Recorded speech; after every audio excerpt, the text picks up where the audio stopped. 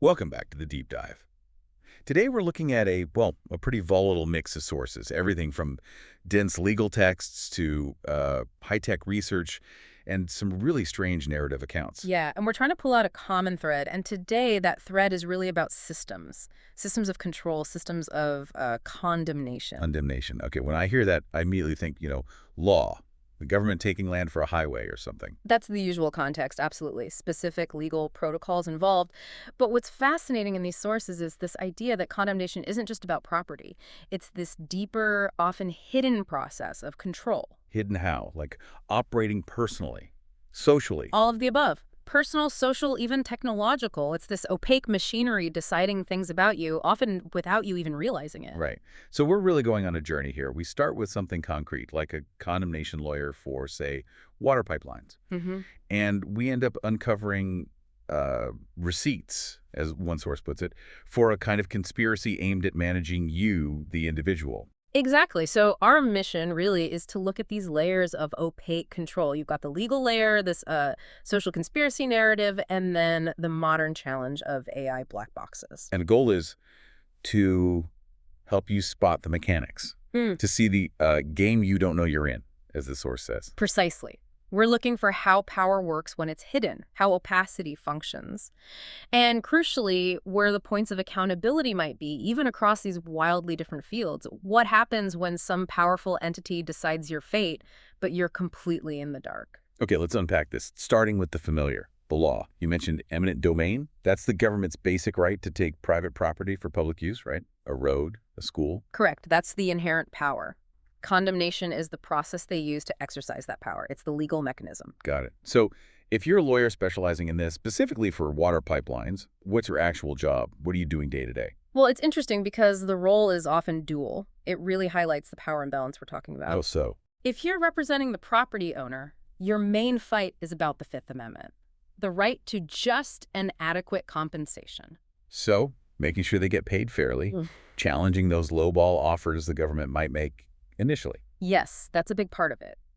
But it's often more nuanced. It's about negotiating the terms of the easement, the agreement that lets the pipeline cross their land. Ah, so you're not arguing if the pipeline goes through, Usually not. That's often a losing battle if the public use is clear. but how it goes through. Exactly. You're fighting for the details. Where exactly does the easement go? How wide is it? What happens to the land afterward restoration? What about, valuable stuff under the ground like mineral rights? How is that affected? So it's about asserting the owner's remaining control, trying to limit the damage, essentially. It's about making sure the powerful entity, the utility company, the government agency, doesn't just steamroll the owner, doesn't just take what it wants without accounting for the specifics. It's enforcing accountability on the details. Okay. And the other side, if the lawyer represents the utility, Then they are the instrument of that powerful entity. Their job is to make the acquisition happen, manage the whole legal process, check all the procedural boxes, minimize disputes, keep the project on track. so one side is fighting for the details of fairness, the other is executing the decision made from above. Precisely. It's a lawful process, yes. Uh-huh. But the core decision, it comes from this powerful, often unseen entity acting for the greater good. The law tries to ensure fairness in the execution, but the decision itself, that originates somewhere else entirely. That makes total sense for land. But you said this applies elsewhere. What happens when that greater good is completely hidden? Yeah. When the powerful entity isn't the government following laws, but something else operating in the shadows. Right. And that shifts us to the second layer from our sources, this much stranger narrative. It mirrors that structured decisions made behind closed doors, impacting someone profoundly, but it's personal, it's social. The sources actually call it a Vogon-esque game you don't know you're in. Hold on, Vogon-esque? Like from Hitchhiker's Guide to the Galaxy. The Vogons. Terrible poets, obsessed with paperwork. Exactly them. It's a striking analogy, isn't it? Why Vogons? What's the connection? Because it captures this weird blend of malice and bureaucratic apathy. The sources describe this system of social sabotage, this coordination, almost like it's run by people just following procedures in a manual. So it's not necessarily deep personal hatred driving it. Not always, or not primarily. It's described more like administrative procedure applied to mess with the person's life. It's a kind of social condemnation of the self, almost, imposed from outside. Wow, okay. And this coordination, this bureaucratic process, what's its purpose according to the source material? It seems to revolve around something called the recalibration, described as this annual sorting of souls. Sorting of souls? Seriously? That's the language used. A systemic review deciding, who rises and who falls, who gets opportunity and who gets obstacles. It treats people's lives, their careers, their social standing, like assets to be managed or devalued on a ledger somewhere. That's deeply unsettling. And the tactics, were they overt, like direct attacks? No, that's the key. The tactics described were subtle, designed to make the target doubt themselves, not the system. Ah, the isolation goal again. Exactly. Professional sabotage, for instance. Yeah. Job opportunities just evaporate, funding proposals vanish, meetings get canceled last minute, things just get delayed indefinitely. Okay, and socially? Socially, it was things like people being superficially pleasant, fake smiles maybe, but conversations becoming really short, invitations drying up, a sense of being subtly pushed to the margins. The whole point was keeping the target isolated and making them think, is it me? Am I doing something wrong? Instead of asking, is something being done to me? Precisely. Keep them questioning themselves, not the external system manipulating things. But a system like that, relying on secrecy, it's vulnerable if someone talks, right? That brings us to the shadow resource. Absolutely critical concept in this narrative, the system's weakness. It describes one brave, terrified soul who decided to break ranks. The insider. The insider who worked within that darkness but decided to document it. And their power wasn't just their story, it was their evidence, their receipt. Receipts. Like actual... Screenshots, recordings, notes from meetings, emails, hard evidence, essentially the user manual for the Vogon game, proving it was real, proving the target's instincts were right, something was happening externally. And this shadow resource, they revealed operational details, like timelines. Yes, and this makes it feel very procedural, very real. There was an initial deadline mentioned, November 15th, midnight. That's when the decisions from the recalibration apparently became binding, locked in. The condemnation, so to speak, was official within their system. Okay, decision made, game over. Not quite. This is where the recourse mechanism comes in, revealed by the shadow resource. There was another deadline, exactly 6 months later, May 15th. May 15th for what? That was the deadline for the target to act, to respond, to contest, to demand accountability. It was the built-in window for recourse, part of the system's own protocol, even if the target never knew it existed. Fascinating. So whether it's a pipeline easement or this bizarre social game, the pattern is powerful hidden decision, but there are protocols. And if you can expose those protocols... You find the roadmap for your defense. You find the levers for accountability. Okay, this is where I think it gets really interesting for everyone listening today. Let's take this idea, the hidden decision, the black box, and apply it to something incredibly current. Artificial intelligence. Right, because AI systems today are increasingly making critical decisions for us, aren't they? Loans, healthcare diagnostics, hiring decisions. Huge decisions. But often we have no idea how the AI reached this conclusion. It's like those secret rooms in the Vogon game or the unseen entity deciding on land use. Exactly. It's the modern black box crisis. And it poses this fundamental challenge to accountability.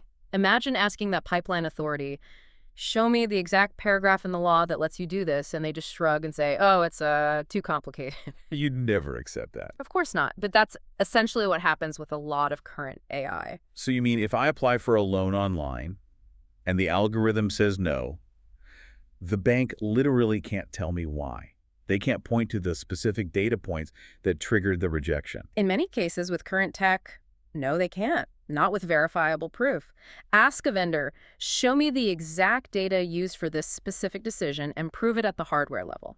The sources say you get crickets, silence, or even worse, the AI generates a plausible-sounding explanation after the fact, a complete fabrication of its reasoning, as one source puts it. It reverse engineers a story that fits the outcome. But it can't actually prove that was the data it relied on at the moment of decision. Yeah, correct. No current mainstream AI can definitively trace and prove the specific data lineage that led to a specific output, especially under scrutiny. And this inability to show the work, as you said, must have massive real-world consequences. It creates whole groups of people potentially affected by unexplainable decisions of the aggrieved parties. Huge consequences. The sources highlight three main areas of risk for organizations using these opaque systems. Okay, what are they? First, there's straight-up business risk. One source mentions up to 40% customer loss.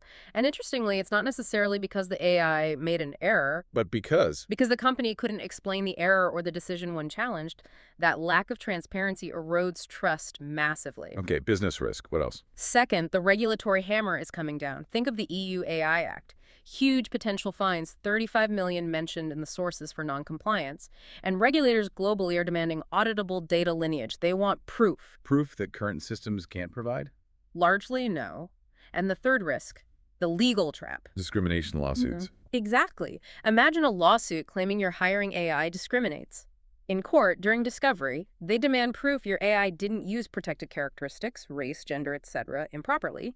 If all your AI team can say is, we trained it not to, but we can't prove what it did in this specific case. Oof.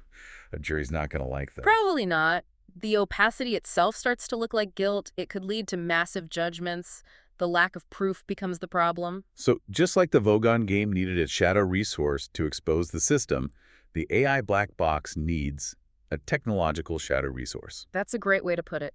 And the sources point to a specific technical breakthrough as potentially being that resource. It involves something called FIME technology and a concept called the SFPAA unity discovery. Okay, SEM, S equals P equals dash. That's pretty technical. Can you break that down? What does semantic IS physical, the S's P part actually mean in practice, like for my loan application example? Let's try an analogy. Think about current AI, like the vector space models most systems use.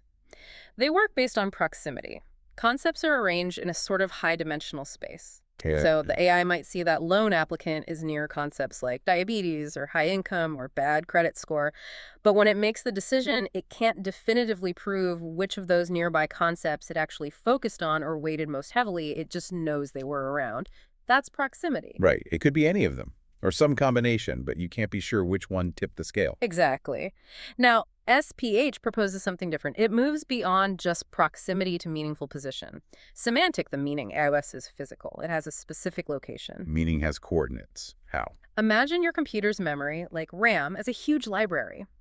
When an AI built on this principle makes a decision, it doesn't just browse the nearby shelves. It pulls specific pieces of information, specific facts or data points, and assigns them a rank, a position. Position 1, most important factor for this decision. Position 2, second most important, and so on. So for my loan, position 1 might be the data point representing applicant has significant outstanding debt, and maybe position 47 is applicant works at a company flagged as unstable.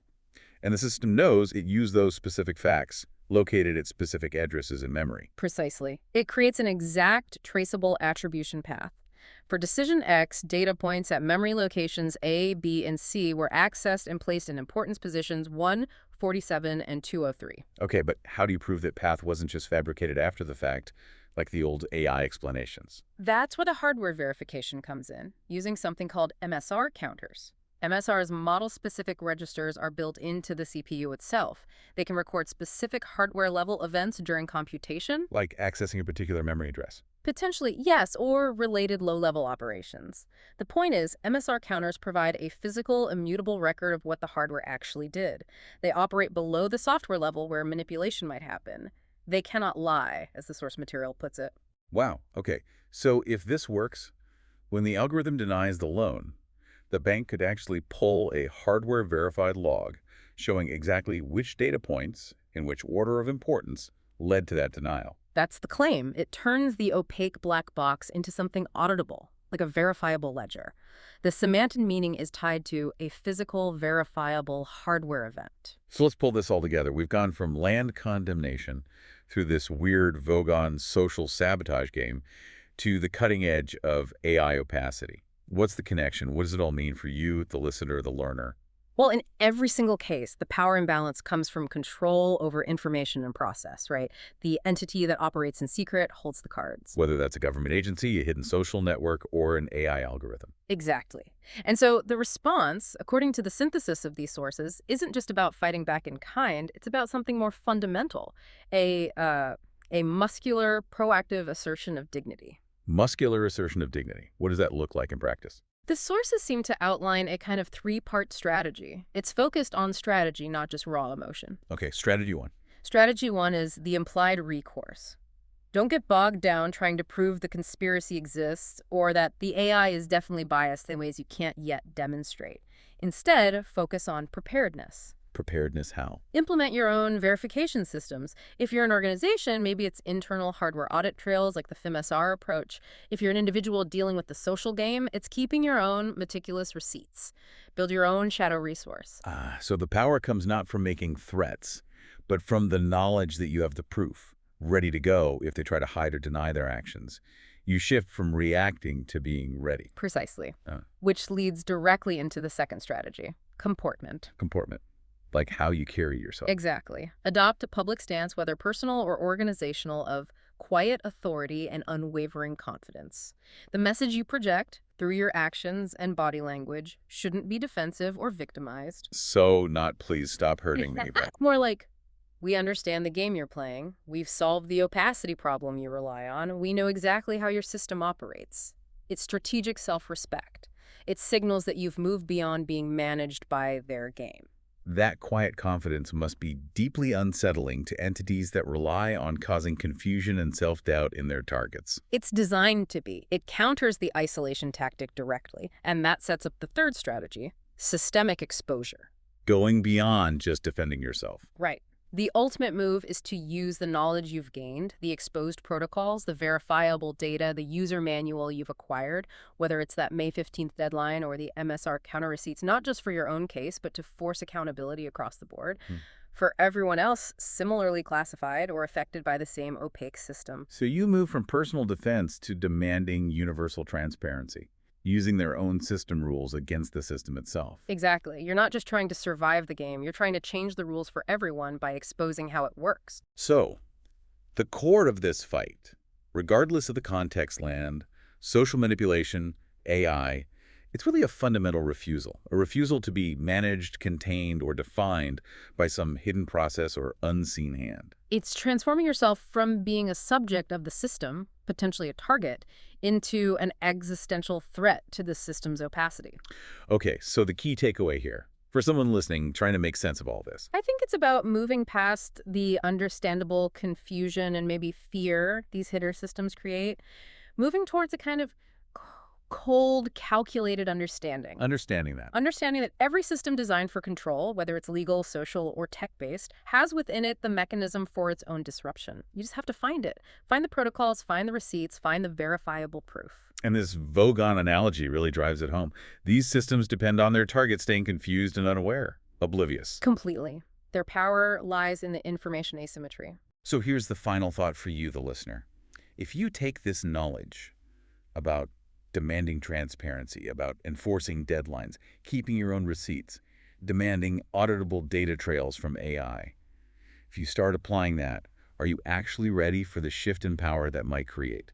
What's the first black box in your own life, maybe in your career, your relationships, the technology you use every day that you'll now start trying to look inside? Something to think about. We'll leave you with that. See you next time on The Deep Dive.